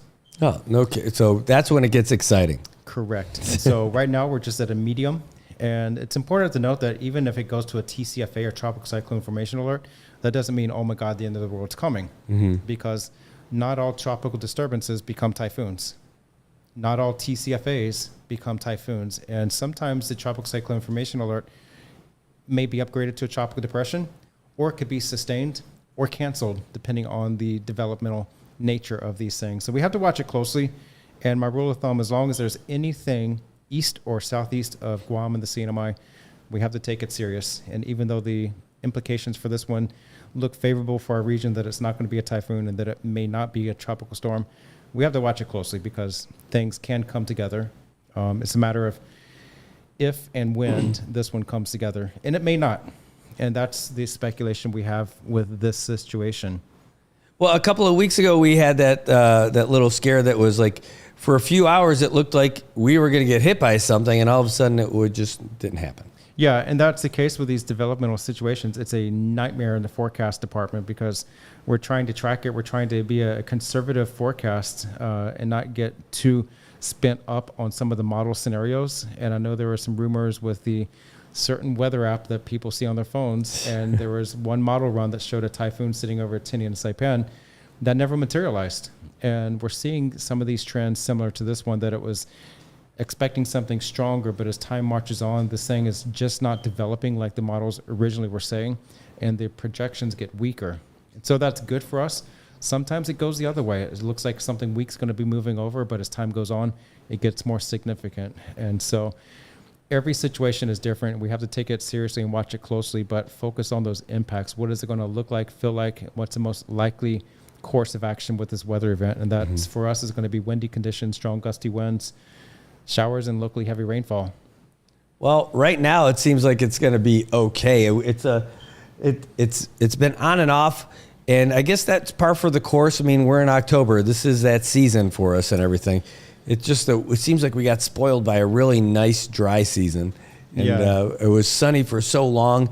But like it started early. It feels like we started getting a lot of rain early in August, and it just stuck with us. Yeah, it's definitely a wet season. This is typical for this time of year. We see these disturbances, and we're in that INSO-neutral phase of the climate pattern, shifting to a La Nina probably this or next month. And that's typical with these climate patterns, that things develop in our region near Chuuk, the Mariana Islands, and Yap State, and then they develop into something more significant to our west and northwest.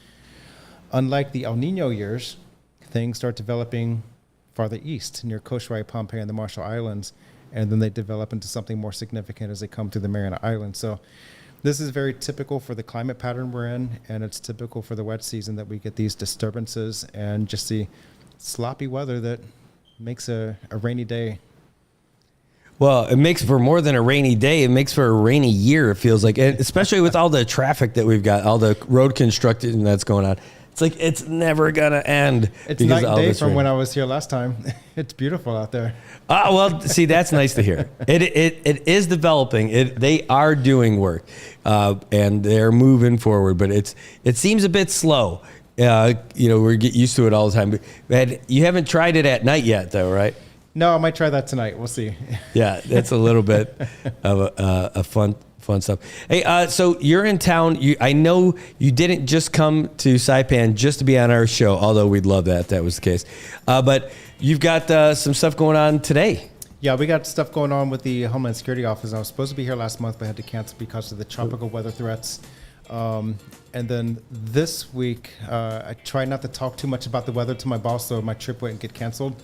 I wanted to be here whatever happens. And so we're doing a media and public information officers training on communication. So we're going to talk about weather service products, and how to best communicate and work together as partners in this protection of life and property in the weather service. But then tomorrow we're doing a tropical cyclone awareness and preparedness course with decision makers across the islands. And maybe we'll have a functional exercise tomorrow night. We'll see. That's pretty. Yeah, no kidding. Just joking. That's hopefully joking. Well, I know. So today we're going to be heading down there for that as well at 1:30. In fact, something came up last night where we have an opportunity at 1:00 at the federal courthouse to meet with the folks from the 902 talks. So at least I think some of the folks might be trickling in a little bit late. If it's anything like how the last one of these rounds went, it only took about 10 minutes and then we moved on. So I might be a little bit late, but I'm definitely going to be there. But just it's a great opportunity for us to find out, because we don't still have the roster of all the folks from the feds and from the local delegation. And we're going to get all that stuff when we get down there today. Well, the weather waits for nobody. Yes, this is true. We're going to have fun with this because I've got several slides that I'm going to present on in the workshop. And then we're going to have some scenarios for the media and PIOs to work together and place some information together. So it's going to be fun. Well, that's awesome. And, one of the things I love about doing this is that we get to be able to be a conduit, to let people know what's happening and all that stuff throughout the region whenever the weather changes. But then we also get to go to Guam and see the other stuff that you guys were end up doing. I still think you guys were too busy on what you were doing. Also, the weather when I was there, it was raining like crazy. I ended up getting sick coming back here and bringing some of that with me. But the Tower for Humanity and the construction, can you give us a little up-to-date on where everything is? Yeah, the tower is still standing in the Gardenia Shopping Center. Fortunately, no earthquakes or tremors have brought that down, so I'm happy. And the structure is standing firm, so I'm also happy about that one because, we modified our building style and made some changes with this one. So I'm happy to see it's still working. That tower will come down on November 2nd to make way for the Christmas tree that they're going to be putting up in Center Court. Oh! They were going to put the tree up near the escalators, but it's just not enough room for that one. So we're going to pull the tower down, unfortunately. So I'm sad to do that. But we'll bring that down on November 2nd. So if you're on Guam, go check it out before the 2nd. But 99,000 blocks, 29 feet, and we collected somewhere between 15 and 18,000 cans of food for children in need on Guam, and raised about $5,000 to $7,000 in donations, including donations coming from Taiwan. People saw it in the network news in Taiwan and were interested. So it made all the major news outlets in Taipei. And also across Taiwan and the Taiwan language, as well as English. And so we got a lot of coverage over there, which is phenomenal. And I heard it made discussions with some Department of Foreign Affairs in Bangkok the following weekend. So it made some waves. It made a lot of attention. And, the tower has served as a great rallying cause for a good cause, helping people in need. And so Lori with B. Hartfeld, she's actually on her way to Saipan right now to maybe start laying some groundwork to extend her charitable work here in Saipan. Which is going to be outstanding if we get to do that here. And I've been thinking about different locations afterwards, different places where it might be a good idea. And, one of the places was the Marianas Business Plaza. Because you've got that big atrium that's higher than all those other places. Oh, yeah. You got like 3 stories worth of work in there, and that could be amazing. Have you checked that place out? I've been there before, and I might go out there today or tomorrow, just as a usual paying homage to the building. Yes. But yeah, we're looking for places. If there was interest in a venue requesting something to be built, yeah, we're going to scope things out. And we're always interested to bring the logs. If there's help from the airline to get all those logs, maybe not even the full collection, because that's a lot of blocks to bring over.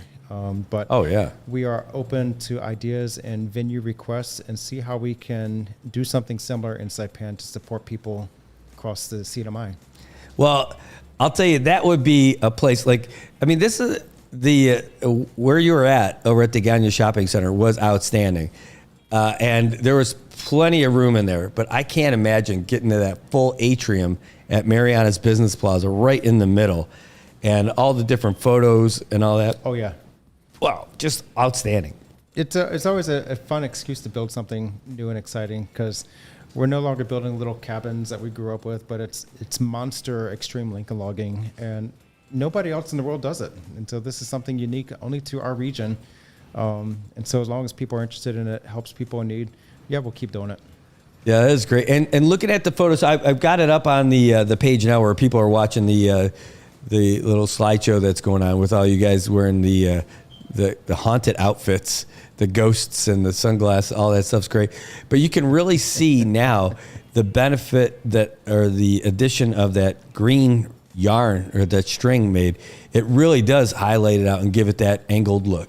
Yep, and we've met so many tourists from Taiwan just standing around at the site, or we're doing some things at the tower, and we have people come up and they say, "We're from Taiwan." That's awesome. And they're so excited about it. And so it's really nice to see that verification of our project, that it really resonates with people from Taiwan, and they are taking it with so much excitement and interest. And so that's a mission accomplished for us as far as our architectural endeavors. So I'm happy about that. We have at least one event for next year. That's going to be with Lori. That's going to be our annual event with B. Hartfeld and Construction.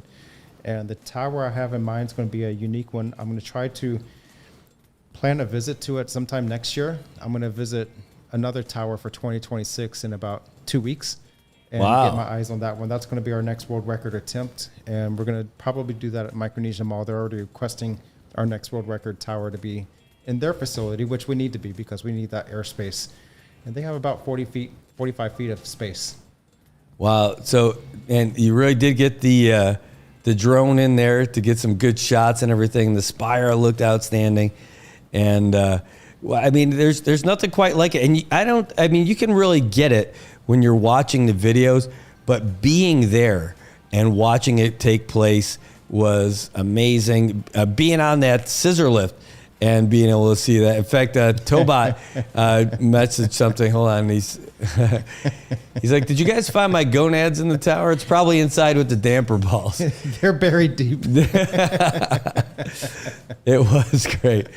Yeah, I look forward to seeing. Oh wow! Just now we're watching the video, but seeing that static video from the ground where you see the drone flying around it looked really cool. But it's so impressive, man. Just the project itself.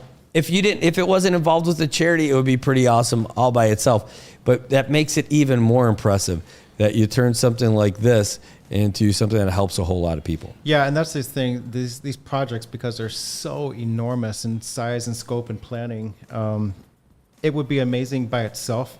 But as a rallying call to the island, what better way to pull people together across the community to help people in need? And so since our first project with Habitat for Humanity of Guam in 2022, that's been our framework, is that every tower, because it's so large, is going to serve a specific cause in the community. And so I think that's really added to the gold and the success for these Lincoln Log Tower events. And it's just taken a life of its own that we never anticipated from our first tower, our planned only tower in 2022. So it's really amazing to see people come together for a fantastic cause. And as long as people stay interested, we're going to keep doing this. And as long as the logs don't get termites or soaked in a typhoon rain event, we're going to keep building and maybe keep collecting more logs. So when you're taking this thing apart, you've got all the string and then you've got all the logs. Do you have a lot of people? I know I saw some of it of how you bring some of them down and then shake it around a little bit and all that. Do you have a lot of people helping sort them and get them into the boxes and everything? Or is that just you we guys? had a ton of volunteers back in August at the Micronesia Mall when we pulled down the Empire State Building. It was about a 12-hour process to clean it all up, but we had so many tourists coming and their kids from Japan and Korea and other places. The kids were playing and building their own thing, so it kind of delayed the process because there were so many kids building their own structures. And of course, they had all one thing in common: as tall as they can be. So, as long as mankind has been there, we're trying to go taller and taller with our projects. But, we have an online auction that people can make a bid, and the highest bidder will get to knock down the tower in whatever way they want. And let me see, that current bid is right now at $86,500. What? I'm kidding. That would be impressive too. It's all for charity. Yeah, that'd be a great. That would be pretty awesome. We might actually think about doing that, and I think if that were to catch on, and people would bid to knock it down in whatever way they want, and that money goes to charity, that would be huge. We would probably pull some cash just to replace some of the broken blocks, but the rest would go to charity, and maybe that would be another follow-up fundraiser. Yes. The humanity would be that one, just as it all comes tumbling down. I can't imagine building that thing on its own is cool. Taking it down is kind of sad because, it's gone. But luckily, you've got all these videos and photos to document all this stuff.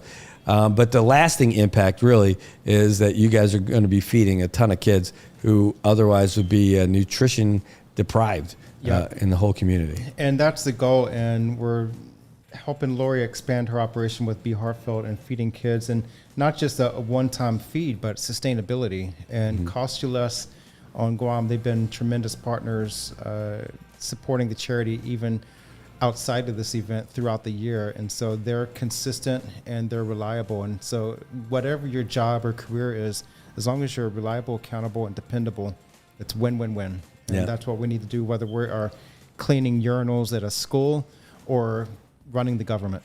As long as you have those three things, I think that's key. And as Tobat was asking, is it going to be in the Guinness World Record? This will not be an official world record. We did not reach out to Guinness for an official record, but we will do that in 2026 with a new tower. But this tower, we do have blocks that are outside of regulation of the Guinness World Records requirements. They can only be I think 10.5 inches long or shorter. Oh, and wow. That's a standard Lincoln log blocks. We have much longer blocks in our collection, so we would have to pull all of those out and modify our building style. The requirement for 2022 record was we can only put one block on a time, one person at a time building. Instead of those pre-made stacks. And so we were able to crunch this down into an 8-day build, but our next record within more blocks and the requirements, it's probably going to be a solid 2 weeks of building.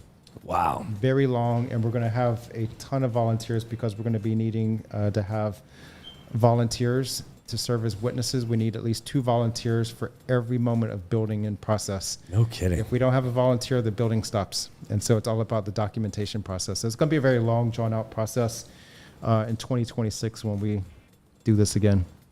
For a record. For Saipan, we got the Marianas Business Plaza is at one location where you have plenty of room inside. I was thinking the Grand Rio. They've got a big space over there, and it's not an atrium necessarily, but it kind of is in between where they've got the restaurants all the way in the back, and it's all inside as well. Of course, DFS, there's that one spot over by the Hard Rock where you got plenty of height. And any other ideas from you guys, if you could think of places in Saipan that would be a good venue, fire them off. Let us know where you think would be a great spot. But yeah, definitely. If we had the venue request for Saipan and somebody to help us get the blocks up here through like a sponsorship or something, we would plan and discuss the tower in advance, and then we would segment the inventory needed and then pull those blocks aside. So instead of bringing the whole collection of blocks, I'm going to try to weigh it when we get this tower down. I'm going to try to weigh all the blocks and see just how much a tower would weigh, because that's a popular question. Ooh, but yeah. I'll build a building or blueprint it, document it, calculate the blocks needed, and then bring that up here, and we would have it all planned and mapped out. That would be awesome. Tobot says IPI, just so we could break down the whole place afterwards. Yeah, actually, you know, that lobby is pretty big and pretty tall. I mean, that might actually work. Build a dragon. Yeah, build a dragon. Oh my gosh. Build a dragon out of the logs. That would be awesome. A sustainable dragon, a dragon that'll make it all the way. Yeah, I can't think of a whole lot of other places off the top of my head, but I think the main thing is making sure it's all climate controlled, like what you've got in here. Yes, got to be climate controlled, free of moisture, flies, bugs, and ants, rain and wind, especially the wind. Yeah, and you keep talking about the airfare, but like, is it possible just to ship them by like CTSI or Triple B? You know, it's possible. I'm not familiar with that process, but that would probably take some time and planning. But I know with the United, I know my brother and I, we both get 3 70-pound luggage. Oh yeah. But well, yeah. for the shipping, like when you do it by sea, the weight's not really an issue, right? Yeah. And so if you got if they got them to throw them on a container that's making its way over, I think you're in better shape. Otherwise, me being as crazy and adventurous as I am, I would probably just buy a bulk order of logs from the manufacturer in the States. And just ship it have here. It shipped to somebody's address over here and just have them waiting for us. Oh, wow. Look at this. This is a photo op that you guys took. What was this? This is definitely not this is not at the shopping center. This is at the Hyatt, I think. That is at the Hyatt. That was for the Vero Gala. We partnered with the Vero Victims Advocates Reaching Out. They were one of our 3 charities we partnered with in August at the Micronesia Mall for the Empire State Building. And so they invited us to their gala, their annual gala the other night. Brandon and I were also in attendance at the Taipei Economic Cultural Office's, their annual gala for Taiwan Double 10 Day. And so it was a great, classy event. It's one of my favorite events. When I was in the band, we always performed for that occasion. But we met up with the CNMI governor and as well as Franklin Babauta and his wife. They were also there in attendance. So it was a great event. They had us say a few words at the end of the occasion, showing the video of the tower. So it was a really good event. And it's great to just, again, partner with these organizations, these charities, these people that come together from all different backgrounds to be a part of this event.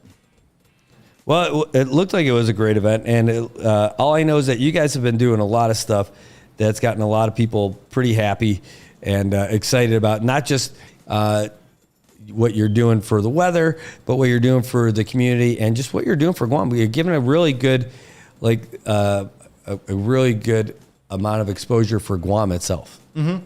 And again, reaching the tourists and seeing people from so many different cultures and backgrounds, whether they're from Micronesia or from Asian neighbors, it's really heartwarming to see that interest and the smiles and people getting involved. We had some Chukis guys that were walking around the tower on our first day, and they were very interested. And we were filming a video, and we're trying to make it funny because it was a very long, slow first day, and we had 5 inches on the tower. And so the goal was for the first day is to have 2 feet, and we had 5 inches. And I was watching the video, and the Chukis guys were walking by later, and they were like photobombing us in the back. So we got a good laugh out of that. But just people just taking light in this situation and having fun. And that's what it's all about, is having fun, bringing smiles to faces, and supporting a great cause. So now, when you said November 2nd, you got to end up taking it down. I know you had to take a whole bunch of time off to be able to build up the whole thing and all that.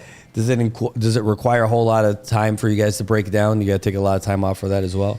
Fortunately, no. We're going to do that on the Saturday. And so we're going to start right at 10 o'clock a.m. We'll probably get in there before the doors open to the shopping center and start prepping. What we do is we turn tables on their sides to form a barrier, like to dam up any blocks. So in case of a premature collapse, it'll keep the blocks from going all the way down to the Ross. Yeah. But we form a protective barrier, and then we block it off from the public, and then we pull in the lift. And we start crumbling it down from the top because we have that 4-foot beam on the top for the spire, and that's going to be heavy and cause some damage or casualty if it hits somebody. We'll take it down, crumble it down to maybe about 10 or 8 feet in height to pull out some of those extensive long blocks because we don't want those to break during a collapse. And then we'll collapse the lower part of it. Nice. So do you plan, since this is a different type of build that you have, now that you've got that hollow center, are you going to basically be throwing the stuff down the middle? Yeah, that'll be a key part because a lot of times the blocks will bounce off and get into the lift itself. Oh. And to get into the scissor part, and we want to make sure that stays clean. But that center part's going to be key element to crumbling the blocks into that and let it stay contained. It'll probably take about an hour to an hour and a half to pull down the tower, and then the rest of the 8 to 10 hours is going to be sorting and packing blocks. And that's the tedious part. So volunteers, we're looking for hands-on to get involved and help us sort those blocks. Awesome. And you've already gotten used to the space at your house now. You're going to lose again. Yeah, it's nice to have the extra space, the extra bedroom. I can rent that out, and I was hoping to have the tower up through Christmas so I could rent it for 2 months. But now I had to clean it back out and get ready to stock the blocks up to the ceiling. Nice. All right. Well, so to sum up, very cool projects, bringing in all kinds of money for folks who could really use it. And he has guaranteed us 3 weeks of just sunshine. No, that's not true. In fact, you look at it, we've got that little disturbance that we're monitoring down to our southeast and seeing what's going to happen with that. Again, it's nothing crazy, nothing yet. It's just a medium. Yeah, it's just a medium, but that can still have profound impacts with heavy showers, gusty winds, strong gusty winds that will wreak havoc on tents, canopies, tarps, loose trash bins, empty trash bins, anything that's loose in your yard. But we still have about 36 hours before this in some form passes through the island. So keep a close watch on this, because if it starts to spin up and get to organize, then we'll have to deal with it accordingly. So this is not a closed book. Stay tuned, stay up to date, and watch the weather conditions closely, because it will change possibly in the next 36 hours. Awesome. Well, Landon, thanks for making your way over here. I know you had a busy day, and you've still got a lot more to go, but like you already started with the guys next door over at KKMP, and then walked like right over here to start all over again and do the same kind of stuff. And what do you got next before your afternoon? Well, I'm going to go back to the Crown. We're going to do a Facebook Live broadcast with my old friend Glenn over there. Yes, and Glenn Polycare. We've been working on trying to do a Facebook Live for a long time. He always backs out. I think he gets nervous or something. No. He's usually a timid type of guy, but that's what people say about Glenn. I might have a little surprise for Glenn. We'll see if that pans out. Well, that's great. He's a great dude. We love him. I've known him for decades now. It's crazy that we've both been out here this long. But yeah, just a really great guy. All right, well, we'll see you this afternoon over at the EOC. Absolutely. And learn more about how to communicate about the weather, and that's going to be pretty cool. So we're going to have fun. Yes. All right, well, thanks to Landon for being in here with us today.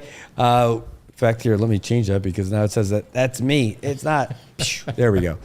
All right, so that's going to wrap us up for today. We got to get ready. We got the CPA board meeting coming up in an hour, and we'll be there for you for that. We're also going to be shooting some video and photos of the 902 talks. That'll be at 1 o'clock, just a little bit before and a little bit after. And from there, then we head up to the EOC to hear all this good stuff from Landon while we're up there about how to get the word out effectively and communicate about the weather. We could always use more of that. All right, I want to say thanks to all you guys for tuning in and for joining us today. You'll see us throughout the day, clearly. And we'll be back again tomorrow morning at 7 o'clock for Good Morning Marianas. Thanks for being here. And, I'll send you out before we go. I'll at least get you the 9 o'clock update from the Associated Press. Let's make sure it's here. It is here. So here we go. We'll hit you with that, and then we'll send you with the sports right after. So thanks for tuning in, and we will see you guys tomorrow morning. I'm Ben Thomas. McDonald's is working to reassure customers that its restaurants are safe after an E. coli outbreak. Ed Donahue has the latest. Quarter Pounders are now off the menu at 1/5 of McDonald's, from Oklahoma to Idaho. The CDC says E. coli linked to Quarter Pounders got at least 49 people sick in 10 states. One person died. A preliminary FDA investigation suggests fresh slivered onions served raw on Quarter Pounder hamburgers are likely the source of the contamination. McDonald's also serves raw slivered onions on one of its breakfast sandwiches, but that isn't available in the impacted states. Other burgers like the Big Mac use diced cooked onions. McDonald's says it's searching for a new regional supplier for fresh onions. I'm Ed Donahue. Boeing factory workers are voting on a contract that includes big pay raises but lacks a traditional pension plan. They've been on strike for nearly 6 weeks. Meantime, Boeing reports it lost $6.2 billion in the third quarter. In the presidential campaign today, Donald Trump made this pitch in Georgia. When Trump comes back as president, everything's going to be perfect, and it was for 4 years. But one of his former White House chiefs of staff, John Kelly, has told the New York Times Trump meets the definition of a fascist. Trump's campaign denied the account, but Kamala Harris had this reaction. This is a window into who Donald Trump really is. From the people who know him best, from the people who worked with him side by side in the Oval Office and in the Situation Room. A new threat intelligence report from Microsoft says efforts by Russia, Iran, and China to sway U.S. voters are likely to intensify as Election Day approaches. Wall Street's rally lost more steam today. The S&P dropped 0.9%, the Dow a full 1%, the Nasdaq 1.6%. And one of the actors to play Tarzan has died. Ron Ely had the role in the 1960s NBC series. He was 86. This is AP News. The NBA season got started last night in Boston. Gethin Coolball was there. The defending champions Celtics opened the NBA season with a banner performance in a 132-109 rout of the Knicks. After receiving their rings and raising their league record 18th championship banner before the game, Boston picked up where it left off last season, with Jason Tatum scoring 25 of his game-high 37 points in a blowout first half. It was just a wow moment. This is, I'm a part of it. I'm a part of history, and it was worth the wait. Derek White had 24 points and Jaylen Brown 23. Jalen Brunson and Miles McBride scored 22 apiece, while Karl Anthony Towns totaled 12 points and 7 rebounds in his New York debut. Gethin Coolball, Boston. In L.A., LeBron and Bronny James became the first father and son to play in the NBA together as the Lakers beat the Timberwolves 110-103. 10 games tonight. I'm Ben Thomas, AP News. Thanks for listening. AP Sports, I'm Chuck Freeman. The Boston Celtics tied an NBA record 29 three-pointers in the NBA season opener. Correspondent Gethin Coolball reports. The defending champions Celtics opened the NBA season with a banner performance in a 132-109 rout of the Knicks. After receiving their rings and raising their league record 18th championship banner before the game, Boston picked up where it left off last season, with Jason Tatum scoring 25 of his game-high 37 points in a blowout first half. It was just a wow moment. This is, I'm a part of it. I'm a part of history, and it was worth the wait. Derek White had 24 points and Jaylen Brown 23. Jalen Brunson and Miles McBride scored 22 apiece, while Karl Anthony Towns totaled 12 points and 7 rebounds in his New York debut. There was also history in Los Angeles. Mark Myers has more on the Lakers and Minnesota Timberwolves. Anthony Davis helped power the Lakers to a 110-103 season-opening win over the Timberwolves. The Laker big man scored 36 points with 16 rebounds.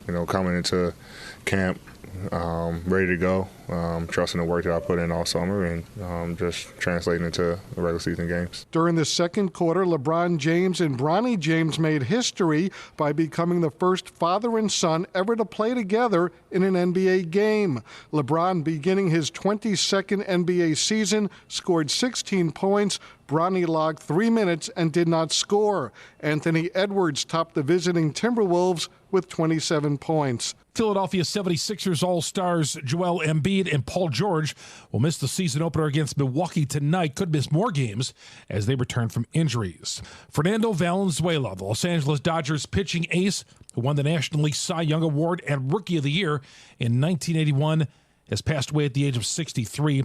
His death comes as the Dodgers are preparing to open up the World Series on Friday night at home against the New York Yankees. Starting pitchers have been announced for Friday night's Game 1. The Yankees going with Garrett Cole, the Dodgers, Jack Flaherty. The NHL scoreboard and where the Tampa Bay Rays might be playing next year. That story's next. Opening day plans for one Major League Baseball team remains in limbo following extensive weather damage to their stadium. Major League Baseball hopes to find the Tampa Bay Rays a temporary home near their fan base for the start of the 2025 season if their home field can't be repaired in time.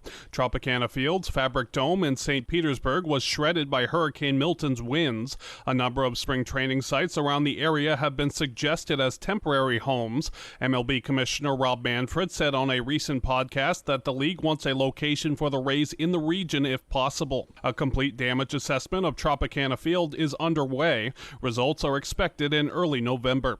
I'm Gethin Coolbach. Plenty of NHL action. Calgary defeated Pittsburgh 4-3 in a shootout. Anaheim 6, San Jose 1. Las Vegas defeated Los Angeles 6-1. The lamp was lit several times between Tampa and New Jersey. Brandon Hagel picked up his second career hat trick as the Lightning beat the Devils 8-5. Down 2-1 early in the second, Tampa scored 5 straight goals in a 10-minute span, including 2 tallies for Victor Hedman that bookended the 3 goals for Hagel, who discussed the key to the scorching offense. Just the way hockey works sometimes. I think obviously our goal is to get pucks to the net, and we need to get them through, and I think the D did a tremendous job getting them through. The forwards did a good job getting them through, and it was one of those games they were finding the net, and just hopefully continue to do that. Anthony Cirelli had 4 assists as Tampa snapped a 2-game skid. Jack Hughes had a goal and 2 assists, while Timo Meier had a 2-goal game for the Devils, who have dropped 3 out of their last 4 games. Mike Moriarty, Newark, New Jersey. Washington won their 4th in a row, 4-1 over Philadelphia.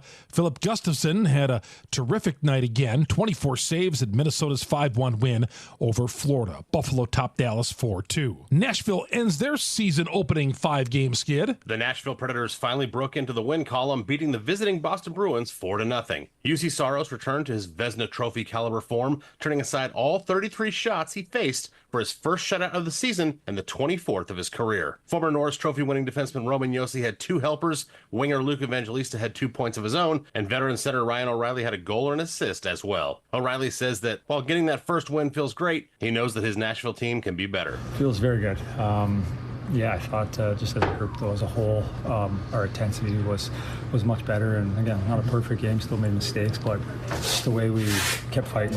We were stronger on battles and played and talking more, and we found a way to do it. Jeremy Kagover, Nashville. New York Rangers 7-2 over Montreal. It was Columbus 6-2 over Toronto. Matthew Olivier scored twice for Columbus. Detroit knocked off the New York Islanders 1-0. Alex Lyon, 29 saves for the Red Wings.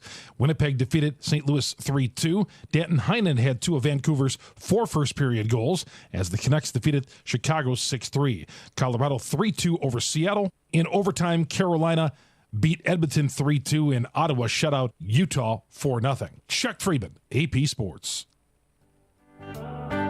Good morning, Marianas. So many things we got to discuss.